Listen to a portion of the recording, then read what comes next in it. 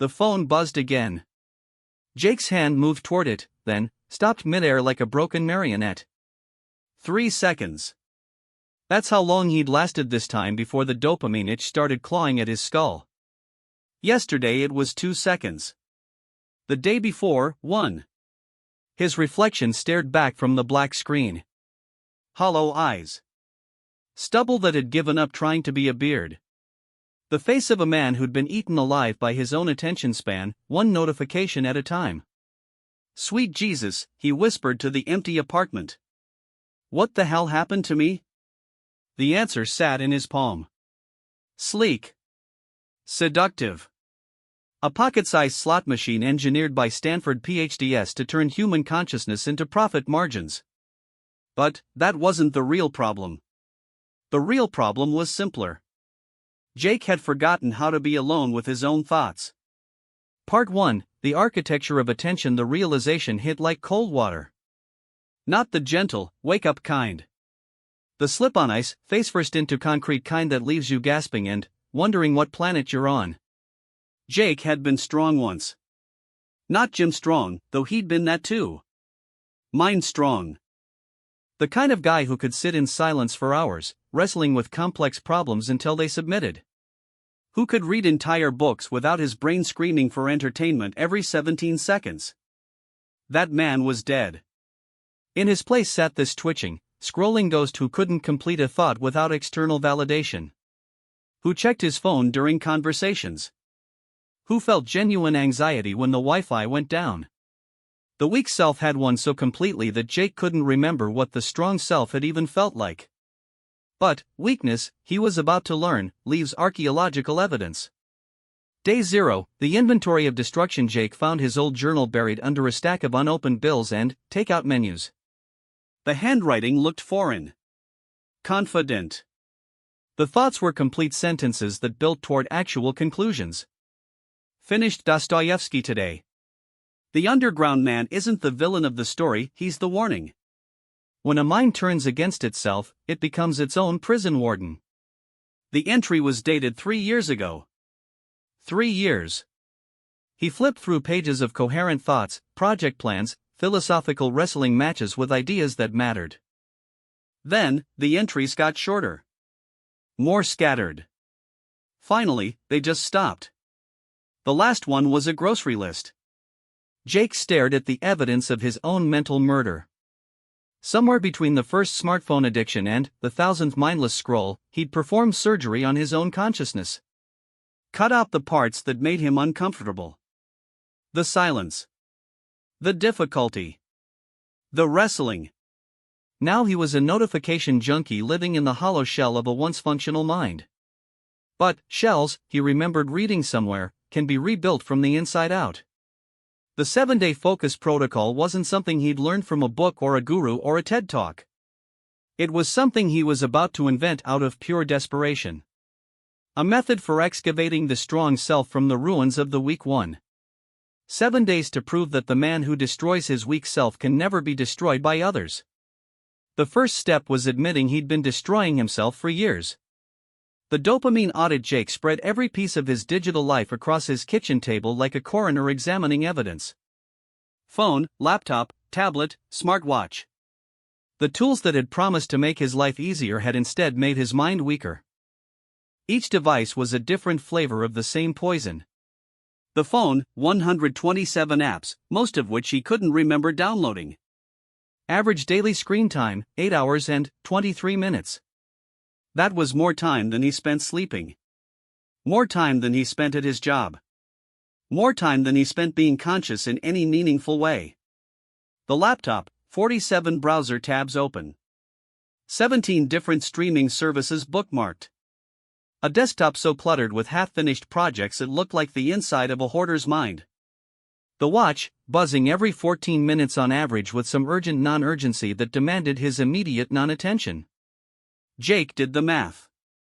In the last year alone, he'd spent over 3,000 hours consuming other people's thoughts instead of thinking his own. That was enough time to master 2 different skills, read 100 books, or build something that mattered. Instead, he'd optimized his brain for distraction. No more, he said to the empty apartment. The words hung in the air like a promise he wasn't sure he could keep. The silence experiment. The first rule of the protocol was brutal in its simplicity: create space where thoughts can grow. Jake turned off every notification. Every buzz, ping, vibration, and gentle glow designed to fragment his attention. The sudden quiet felt like stepping into a soundproof room after years of living next to a construction site. His brain didn't like it. Within 20 minutes, phantom buzzes started. His pocket would feel like it was vibrating even when his phone was on the other side of the room. His hand would reach for devices that weren't there. His eyes would dart to screens that showed nothing but his own reflection. This was withdrawal. The addiction hadn't been to the content. It had been to the interruption itself. His brain had rewired itself to crave fragmentation. Continuous partial attention had become his default state. But defaults, Jake was learning, could be overwritten. He sat in his chair and tried to think one complete thought. Just one. The first attempt lasted maybe 40 seconds before his mind started bouncing around like a pinball. Work stress. That thing he'd forgotten to do. Whether he should order food. If his ex was happy with her new boyfriend. The state of his bank account. Climate change. Whether his neighbors could hear him talking to himself. 40 seconds of focus followed by 10 minutes of mental chaos. But he'd measured it. That was progress. The deep work setup day one demanded a physical space optimized for sustained attention. Jake cleared his desk of everything except 3 items: a notebook, a pen, and a single book. No screens. No devices. No ambient temptations. The book was Deep Work by Cal Newport, appropriately analog, borrowed from the library before smartphones had trained him to expect instant gratification from every question. The notebook was empty. Clean pages waiting for thoughts that hadn't been pre-processed by algorithms designed to maximize engagement rather than truth. The pen was just a pen. No smart features. No connectivity. No ability to distract him with anything other than the friction of ink against paper. This was his monastery. His laboratory. His mental gym. The first session was supposed to last 90 minutes. Jake made it 17 minutes before his brain started staging a rebellion. Not the gentle, "Hey, maybe we should check something" kind. The full-scale mutiny, complete with anxiety, restlessness, and the overwhelming certainty that something important was happening online without him. Something was happening online without him. A million things were happening online without him. They always were. They always would be. That was the point. Jake opened the notebook and wrote his first entry in 3 years. Day 1, my brain is a junkie and I'm the dealer and the customer and the drug. Time to get clean. The handwriting was shaky. The thought was incomplete. But it was his.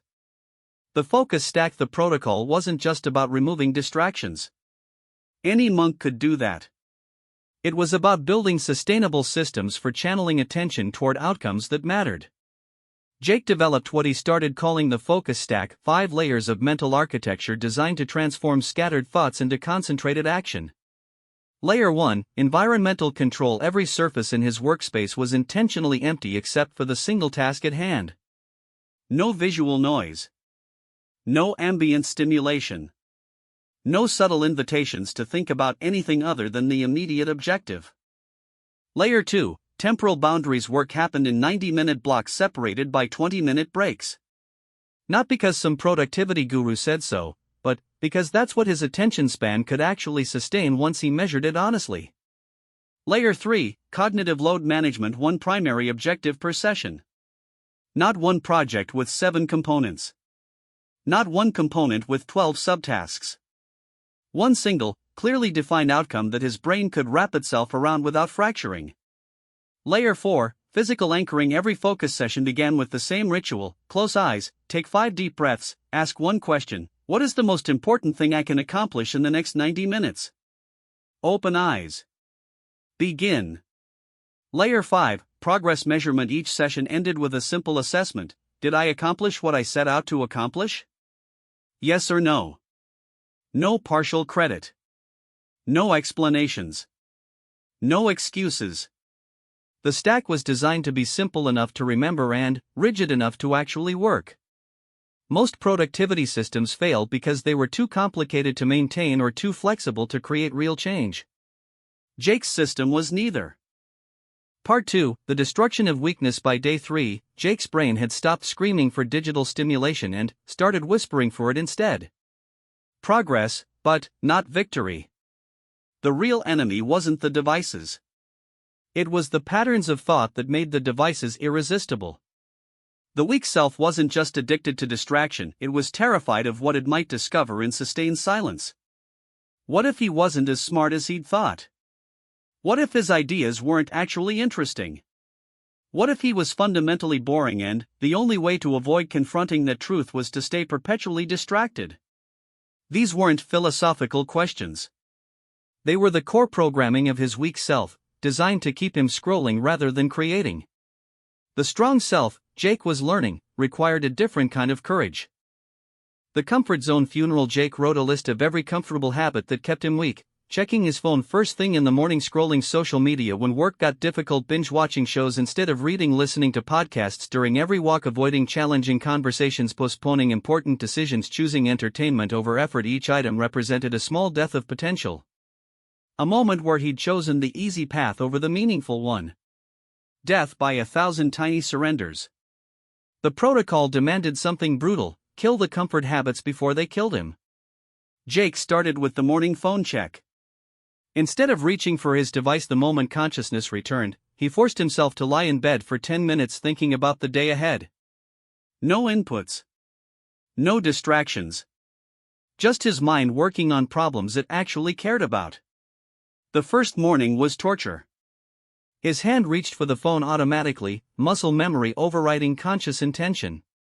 But he caught it. Stopped mid-reach. Forced himself to think instead of consume. 10 minutes of actual thinking before breakfast. It felt like lifting weights with his brain. By day 5, those 10 minutes had become the most productive part of his day. Ideas that had been buried under layers of digital noise started surfacing. Connections between concepts he'd been too distracted to notice. Solutions to problems he'd been too busy to solve. The weak self had convinced him that thinking was boring. The strong self was discovering that thinking was the only thing that mattered. The difficulty practice real strength, Jake realized, wasn't built by avoiding hard things. It was built by deliberately choosing them. The weak self always took the path of least resistance. Easy entertainment over challenging books. Mindless scrolling over deep conversations. Comfortable routines over meaningful risks. The protocol flipped this completely. Every day, Jake committed to one deliberately difficult task. Not impossible. Not punishment. Just something that required more effort than his weak self wanted to give. Day 4, read a technical paper about artificial intelligence instead of watching YouTube videos about artificial intelligence. Day 5, write a letter to his estranged brother instead of complaining about their relationship to friends. Day 6, cook a complex meal from scratch instead of ordering takeout while working. Day 7, have a difficult conversation with his boss about career goals instead of passively hoping for better opportunities. Each difficult choice was a small victory over the weak self. Each victory made the next choice easier. Not because the tasks got easier, but because his tolerance for difficulty increased. The weak self whispered that he deserved rest, entertainment, ease. The strong self reminded him that he deserved growth, challenge, meaning. Only one voice could win.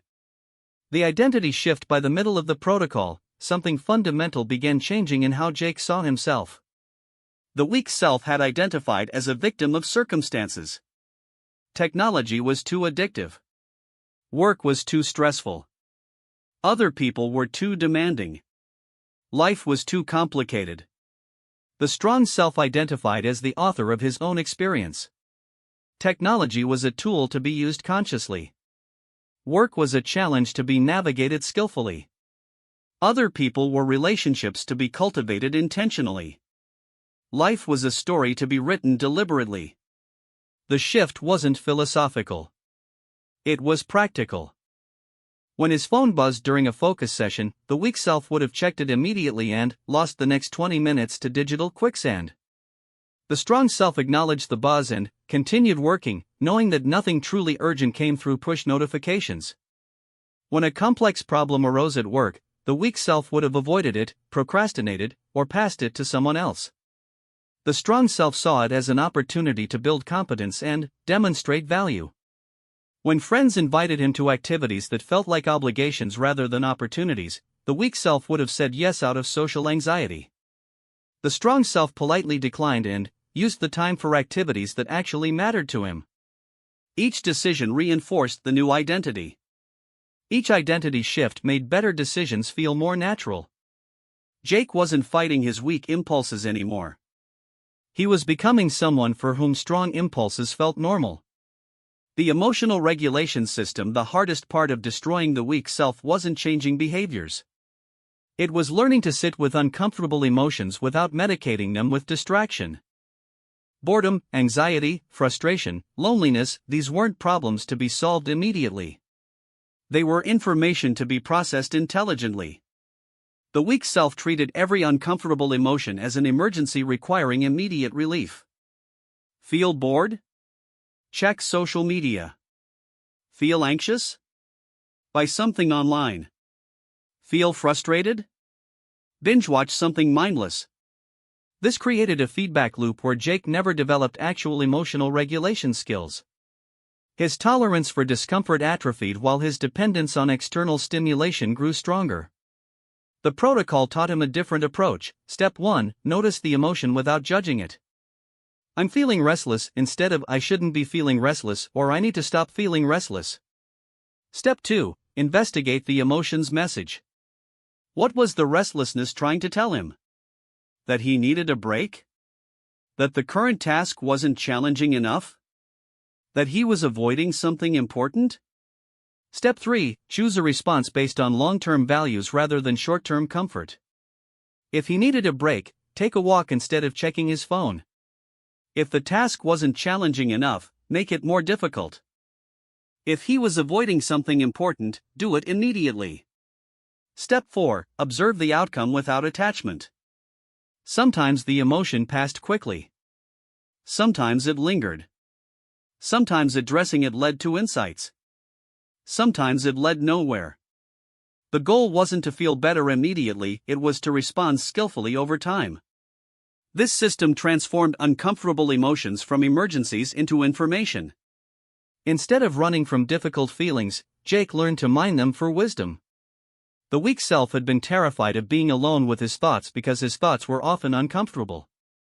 The strong self understood that uncomfortable thoughts often contained the most valuable information. Part 3, The Emergence of the Unconquerable Self. On day 6, Jake realized something had fundamentally shifted. He woke up before his alarm, not from anxiety but from excitement about the day ahead. His first thought wasn't about checking his phone but about the project he'd been working on. The challenging project. The one that required sustained focus and creative problem solving. The weak self would have dreaded such a project. Too much effort. Too much uncertainty. Too much risk of failure or discomfort. The strong self was energized by it. This wasn't positive thinking or motivational hype. It was a genuine rewiring of his reward system. His brain had learned to crave challenge instead of comfort, growth instead of entertainment, creation instead of consumption. The man who destroys his weak self can never be destroyed by others because he's already done the hardest work. He's defeated his internal enemies. External opposition becomes manageable once you're no longer fighting yourself. The concentration compound effect. 7 days of deliberate focus practice had created something unexpected. His ability to concentrate was improving exponentially, not linearly. Day 1, 17 minutes of sustained attention. Day 3, 45 minutes. Day 5, 90 minutes without noticeable effort. Day 7, 3 hours on a single complex problem, entering what psychologists call flow state repeatedly. But the real breakthrough wasn't duration. It was depth. Jake found himself thinking in ways he'd forgotten were possible. Following complex ideas through multiple layers of nuance. Holding contradictory concepts in his mind simultaneously. Building elaborate mental models and stress testing them from multiple angles. This was the cognitive capacity that had made humans successful as a species. The ability to focus intensely on important problems for extended periods. The capacity for deep work that creates genuine value in the world. Most people had traded this superpower for the ability to track dozens of shallow conversations and meaningless updates. They'd optimized their minds for multitasking at the expense of deep thinking. Jake had reversed the trade. The social immunity effect. One of the most surprising outcomes of the protocol was how it changed Jake's relationship with other people's opinions and emotions. The weak self had been highly reactive to external input. Someone's bad mood would infect his mood. Criticism would send him spiraling. Conflict would make him anxious for days.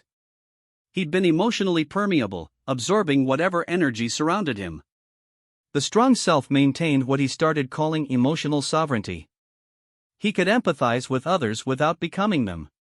He could receive feedback without being destabilized by it. He could engage in difficult conversations without losing his center. This wasn't emotional numbness or detachment. It was emotional strength. The capacity to remain grounded in his own values and intentions while still being responsive to the people he cared about. The change showed up everywhere. At work, when his boss delivered harsh feedback about a project, Jake listened carefully, asked clarifying questions, and developed an improvement plan. The weak self would have spent the next week ruminating about the criticism and questioning his competence.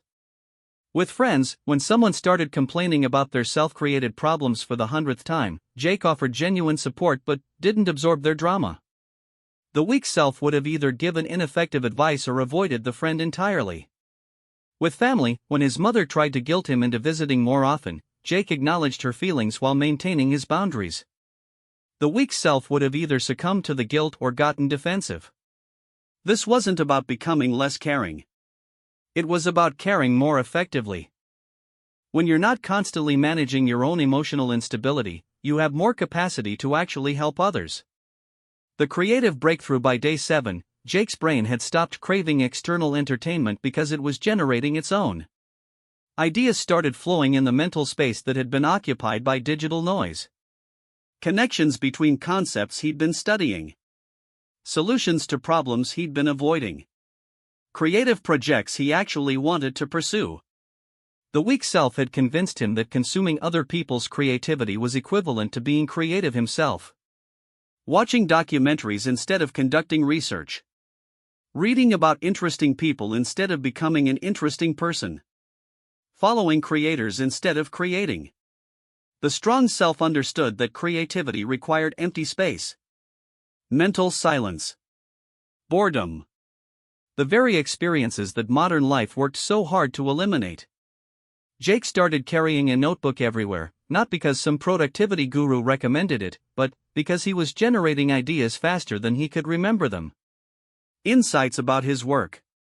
Observations about human nature. Connections between seemingly unrelated fields of knowledge. The most valuable ideas came during activities the weak self had tried to optimize away: walking without podcasts, sitting without entertainment, driving without music, showering without planning.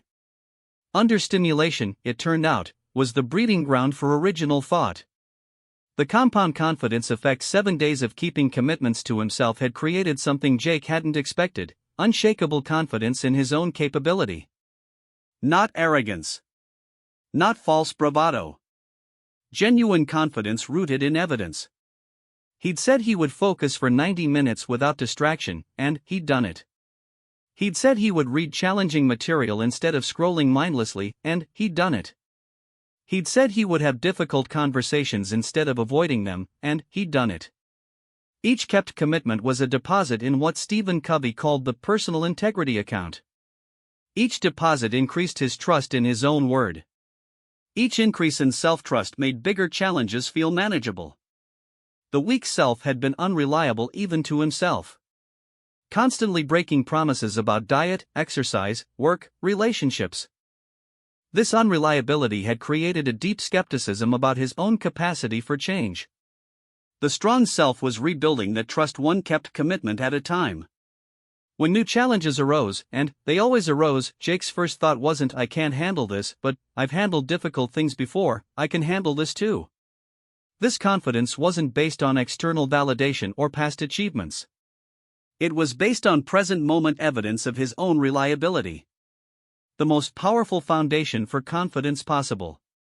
The integration protocol. The real test of the 7-day focus protocol wasn't what happened during the 7 days. It was what happened afterward. Jake had seen too many people have transformative experiences, workshops, retreats, intense periods of focus only to slide back into old patterns within weeks. Temporary inspiration without systematic integration. The protocol was designed to prevent this regression through what Jake called minimum viable habits. Instead of trying to maintain the intensive focus of the 7-day period, he identified the smallest possible practices that would preserve the gains. Morning thinking time, 10 minutes before checking any device, Jake would spend 10 minutes thinking about the day ahead. No inputs. No distractions.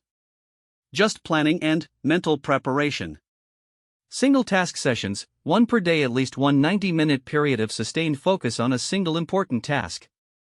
No multitasking. No switching between projects. Deep work on what mattered most. Evening review, 5 minutes before bed, Jake would write 3 sentences. What went well today? What could be improved tomorrow? What am I grateful for? Weekly digital Sabbath, 4 hours every Sunday morning, all devices stayed off. Time for reading, thinking, planning, or simply being present without digital mediation. Monthly difficulty challenge, one deliberate challenge each month. Jake would commit to one task or conversation or experience that the weak self would want to avoid. Not punishment, but practice in choosing growth over comfort. These habits were small enough to maintain during busy periods but powerful enough to prevent regression to weak self patterns. They created a sustainable system for ongoing strength development.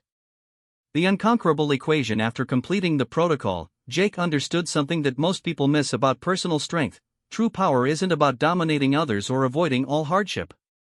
It's about becoming unconquerable from the inside out. The man who destroys his weak self can never be destroyed by others because he's already faced his most dangerous enemy, himself. External challenges become manageable when you're no longer fighting internal wars. Criticism loses its sting when you're not already criticizing yourself. Setbacks become temporary when you have systems for recovery. Difficult people become puzzles to solve rather than threats to avoid. Jake developed what he called the unconquerable equation: self-knowledge plus self-control plus self-trust equals unconquerability. Self-knowledge, understanding your patterns, triggers, strengths, and weaknesses without judgment. You can't change what you don't acknowledge.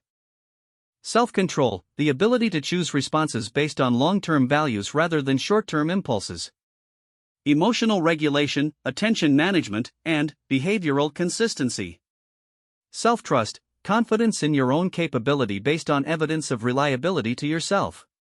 The foundation for taking risks and handling challenges. When all 3 elements were strong, external circumstances lost their power to destabilize you. Not because nothing bad would happen, but because you had the internal resources to handle whatever did happen. The ripple effect. The most unexpected outcome of Jake's transformation was how it affected everyone around him. His co-workers started coming to him with complex problems because he'd developed a reputation for thinking things through carefully rather than reacting immediately. His advice had improved because his thinking had improved. His friends began sharing deeper concerns because he'd learned to listen without immediately trying to fix or judge. His relationships had deepened because his presence had deepened. His family noticed that he seemed more grounded, less reactive, more genuinely interested in their lives rather than distracted by his own mental noise. Jake hadn't been trying to influence others. He'd been focused entirely on his own development. But strength, it turned out, was contagious in the same way that weakness had been. When you're no longer constantly managing your own internal chaos, you have more capacity to contribute to the people and causes you care about. When you've learned to focus deeply, you can help others think through their challenges more clearly. When you've developed emotional sovereignty, you can offer genuine support without becoming destabilized yourself. The strong self created value for others as a natural byproduct of creating value for himself. The maintenance protocol. 6 months after completing the initial 7-day focus protocol, Jake had learned something crucial: strength isn't a destination you reach once. It's a practice you maintain daily. The weak self never fully dies.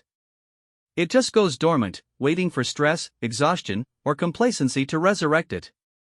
Maintaining the strong self requires ongoing vigilance and continuous practice. Jake developed what he called the maintenance protocol, a system for staying strong over the long term: daily non-negotiables, morning thinking time, single task focus session, evening review, weekly practices, digital Sabbath, physical challenge, social connection without devices, monthly assessments, review goals and progress, identify emerging weak patterns, plan next month's difficulty challenge, quarterly intensives, repeat elements of the original 7-day protocol, update systems and practices, plan long-term projects and goals, annual vision work, deep reflection on values and priorities, major goal setting and life planning, relationship and career assessment. This wasn't about perfection. It was about consistency and course correction. The strong self wasn't someone who never struggled, it was someone who had reliable systems for handling struggles effectively. The teaching imperative. 1 year after his transformation, Jake realized he had an obligation to share what he'd learned. Not because he'd become some kind of guru, but because the problems he'd solved were epidemic. Everywhere he looked, he saw people trapped in the same patterns that had nearly destroyed him. Brilliant minds fragmented by digital distraction. Creative spirits numbed by passive entertainment. Strong bodies housing weak minds. The modern world had created the perfect conditions for weakness: constant stimulation that prevented deep thinking, infinite entertainment that eliminated boredom, algorithmic feeds that reinforced existing biases, social media that turned authentic connection into performance. Most people didn't even realize they were trapped because the trap was so comfortable. The weak self felt normal because it was everywhere. Jake started sharing his story and methods, not as a motivational speaker or life coach, but as someone who'd found a way out of a common prison. The response was overwhelming. Hundreds of people struggling with the same challenges. Brilliant individuals whose potential was being wasted on digital quicksand. The 7-day focus protocol became a template that others could adapt to their own situations. Not a rigid system to follow blindly, but a framework for developing personal strength in a world designed to make us weak. The final integration. 2 years later, Jake barely recognized the man he'd been before the protocol. Not because he'd become someone else, but because he'd become more fully himself. The weak self had been a false identity built from habits that served other people's interests rather than his own. Tech companies profited from his distraction. Entertainment industries profited from his passivity. Consumer culture profited from his dissatisfaction. The strong self was his authentic identity, aligned with his own values and purposes.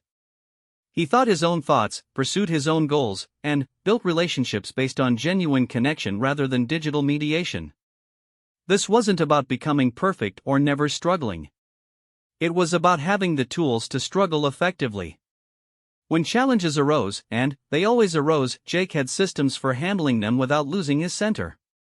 When work became overwhelming, he used the focus stack to manage complexity without becoming scattered. When relationships became difficult, he drew on emotional sovereignty to respond thoughtfully rather than reactively. When setbacks occurred, he relied on self-trust built through previous challenges to maintain confidence in his ability to recover. When opportunities appeared, he had the mental clarity and personal discipline to evaluate them accurately and act decisively.